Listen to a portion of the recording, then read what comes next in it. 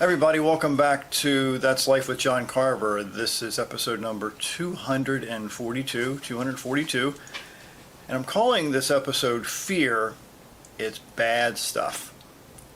Now, the human brain is wired for the fight-flight mechanism, where if there was a lion that came at you, you would, if you're smart, would run for sure. Or if there's somebody that's trying to attack your family, typically you're going to want to fight that person that's trying to attack your family. Well, the challenge for some people in my life, and or probably in most people's lives, is that society, at least some people in society, manufacture these emotions with people, not only in movies, with horror films. There's people that I know who love watching horror films because it gets them to feel a certain emotion, and they like that emotion. It gets their adrenaline pumping and other things in their brains that makes them like movies, horror movies. Well, there are politicians, there are people in the news media that attempt to exaggerate issues and challenges in the world that create this emotion of fear. And fear is intentional by some people. Fear is promoted in some situations.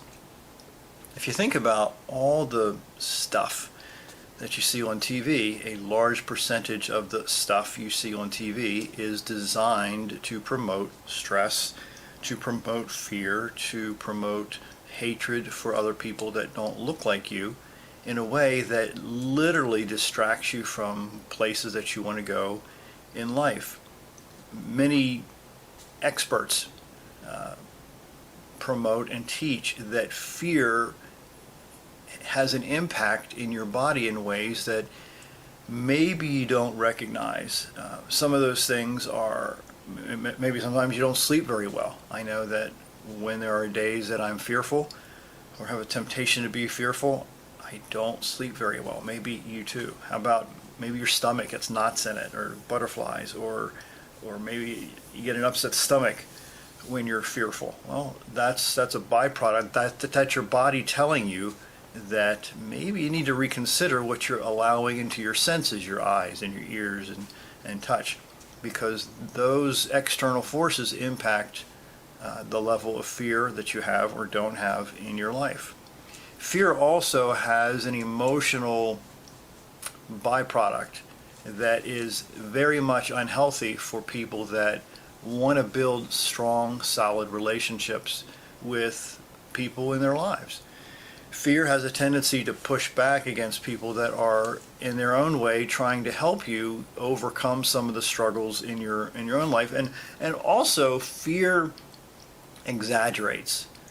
Have you ever been afraid to step out and do something extraordinary, and the worst case scenario keeps popping in your head? When you take the courage to develop the courage to do the things that you're afraid of doing, you realize that all that stuff that you're afraid of, it was foolish because it wasn't nearly as bad as you thought it was going to be. So consider the fact that if you use fear as a tool to push through some of the struggles and challenges that you're having, and then also, at least I've done it in my life and probably thousands of other people too, they've distanced themselves from external forces like the world news, like the media and certain movies that exaggerate that fear and gets those fear chemicals, I'll use them in quotes, going in your body that really disrupts your inner peace. So fear is a real deal. The emotion of fear is a real deal. The decision you need to make is, are you going to allow fear to rule your life, or leverage fear to overcome some things that you've really wanted to overcome for a very long time? My name's John Carver. Thanks for watching.